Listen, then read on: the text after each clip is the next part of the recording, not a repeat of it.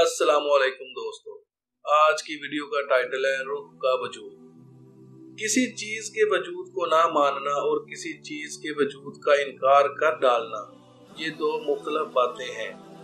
इनके मुहर्रकात भी मुख्तलिफ हैं और नताइज भी। किसी चीज को ना मानना इसके ना होने की दलील नहीं होता, बल्कि आप कम इल्मी की दलील होता है। हो सकता है वो चीज मौजूद हो मगर आपके इल्म में ना हो। मगर किसी चीज का इनकार कर डालना कम इल्मी की दलील नहीं, बल्कि बाकायदा एक दावा है। इस दावे के लिए सबूत दरकार होते हैं, इल्म दरकार है। ये दावा अगर इल्म के साथ किया जाए तो काबिल सताइश है, और अगर बगैर किसी इल्म के किया जाए तो इससे बड़ी जहालत और कोई नहीं। अगर हम दुनिया को दीनी और लादीनी लोगों में तकसीम करें तो लादीनी लोग मजीद फिरकों में तकसीम होते नजर आएंगे, जिनमें काबिल जिक्र है मुल्हिद और अग्नास्टिक। अग्नास्टिक वो होते हैं जो खुदा को नहीं मानते मगर खुदा का इनकार भी नहीं करते। वो सिर्फ अपनी कम इल्मी और कम फहमी का एतराफ करते हैं, यानी वो इल्म जो खुदा के बारे में मजहबों के पास मौजूद है वो अग्नास्टिक के पास मौजूद नहीं। जैसे ही वो इल्म आ जाएगा वो भी खुदा को मान जाएंगे। मुल्हदों का मामला मुख्तलिफ है, वो खुदा का बरमला इनकार करते हैं जिसके लिए सबूत दरकार होते हैं। यानी एक तरह से इनका दावा ये है कि हम इस कायनात और इसके गर्दो नवाह के चप्पे चप्पे का इल्म रखते हैं और इसमें खुदा का होना मुमकिन नहीं है। ये दावा इस वक्त बातिल करार पाता है जब इस जमीन पर मौजूद समंदर में एक नई मछली दरियाफ्त होती है, यानी इस जमीन पर अभी दरियाफ्तों का सिलसिला जारी है और कोई उठकर दावा कर दे कि इस पूरी कायनात में या इससे बाहर किसी खुदा का वजूद मुमकिन नहीं। ये जरूरी नहीं होता कि किसी चीज को मानने के लिए इसका साइंसी असूलों पर पूरा उतरना जरूरी हो। साइंस इंसानों के इल्म पर सिर्फ दो तरह से असर अंदाज हो सकती है। पहला ये कि वो सबूतों और मुशाहिदों के बुनियाद पर किसी चीज का वजूद साबित कर दे। दोइम ये कि वो सबूतों और मुशाहिदों की बुनियाद पर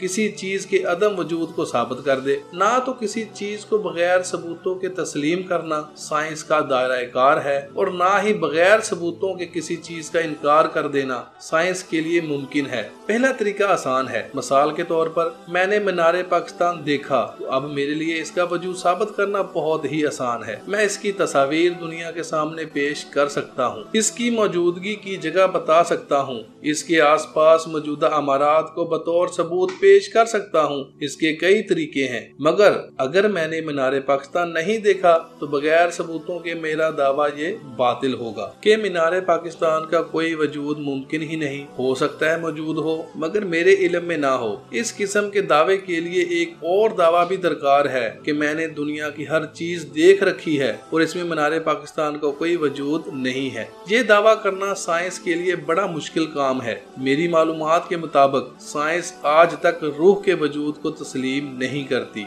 मगर फिल वक्त साइंस रूह का इनकार भी नहीं करती, क्योंकि जिस तरह साइंस को इसे मानने के लिए सबूत दरकार है, इसी तरह इसका इनकार करने के लिए भी सबूत दरकार है। ये दावा भी बेसूद होगा कि हमने पूरा जिस्म टटोल लिया, रूह नहीं मिली, क्योंकि रूह की बाबत दावा ही एक ना नजर आने वाले जिस्म का है। यानी जिस तरह अकल को बगैर देखे तस्लीम किया जा सकता है, इसी तरह रूह को भी मशाहदात की बिना पर तस्लीम किया जा सकता है। एक मिसाल ग्रेविटी की भी है। जब तक दरियाफ्त ना हो गई साइंस इसके वजूद को तस्लीम नहीं किया, मगर अगर साइंस इसका इनकार कर डालती तो जिस दिन न्यूटन ने ग्रेविटी के कानून पेश किए साइंस को अपना थूक चाटना पड़ता। लिहाजा किसी भी ऐसे वजूद जिसके होने या ना होने का साइंस के पास कोई सबूत ना हो, इस पर साइंस की खामोशी बेहतर है। ना इकरार ना इकरार। जब तक मुशाहिदात सामने नहीं आ जाते, अब मुशाहिदात क्या हैं इसका जायजा ले लेते हैं।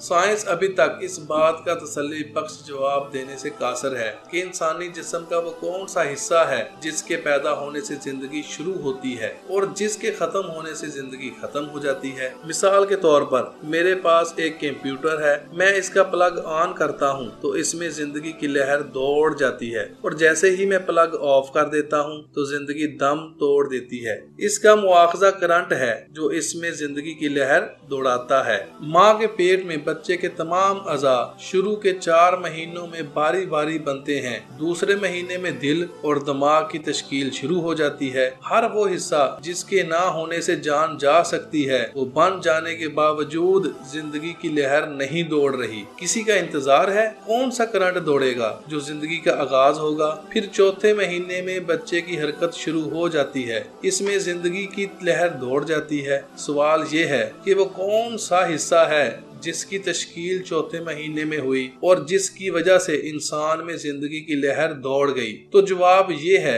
कि कोई ऐसा उज़ू नहीं, कोई ऐसा जिस्म का हिस्सा नहीं है। चौथे महीने में जिन अज़ा की तश्कील होती है वो सारे के सारे बेजान, बाल, नाखून और दांत हैं। इनमें से कोई किसी का भी ताल्लुक जिंदगी से नहीं। तो वो क्या चीज थी जो चौथे महीने में शामिल हुई और जिसमें करंट दौड़ गया? साइंस इस सवाल का जवाब देने से कासर है। मौत के मामले में भी यही मिस्ट्रीज हैं। ऐसा मुमकिन है कि कुछ अज़ा का तबाह हो जाना फौरी मौत का सबब बन जाए, जैसे दिलो दिमाग, मगर फिर इनकी मौजूदगी के बावजूद मौत का वाक़या हो जाना समझ नहीं आता। यानी अगर ये फर्ज कर लिया जाए कि दिमाग की मौत पूरे जिस्म की मौत का सबब बन जाती है, लिहाजा दिमाग ही वो अज़ा है जो जिंदगी की लहर दौड़ाता है, तो सवाल पैदा होता है कि बहुत से लोग सही दिमाग होने के बावजूद मर क्यों जाते हैं? यही मामला बाकी अज़ा के साथ भी है। साइंस अब तक मौत का हतमी वजह तयन करने से कासर है। इस्लाम के मुताबिक मौत जिस्म से रुख निकल जाने का नाम है।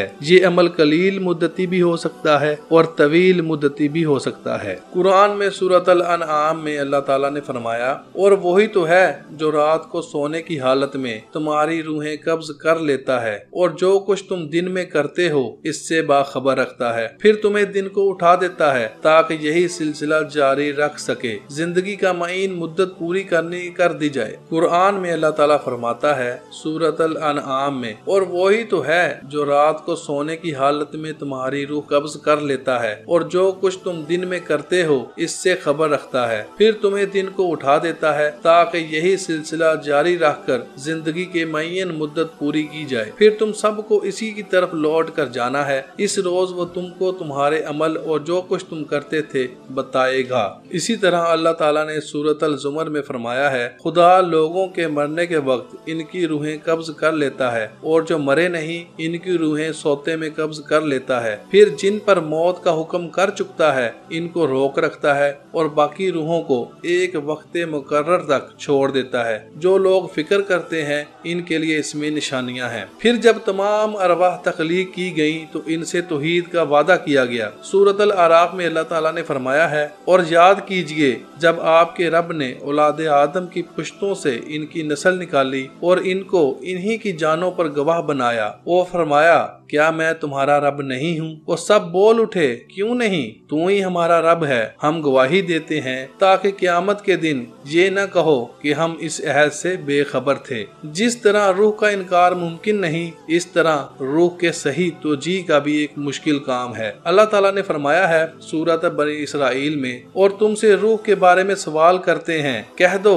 कि वो मेरे परवरदिगार का एक हुक्म है और तुम लोगों को भी बहुत ही कम इल्म दिया गया है। इंसान की समझ बूझ का जरिया साइंस है, मगर अल्लाह ताला हर इल्म से वाकिफ है। साइंस इसमें से सिर्फ एक छोटा सा इल्म है जो इंसान को दिया गया है। इस आयत से ऐसा लगता है कि ऐन मुमकिन है कि रूह के इल्म का ताल्लुक इंसान की महदूद अकल से बालातर है।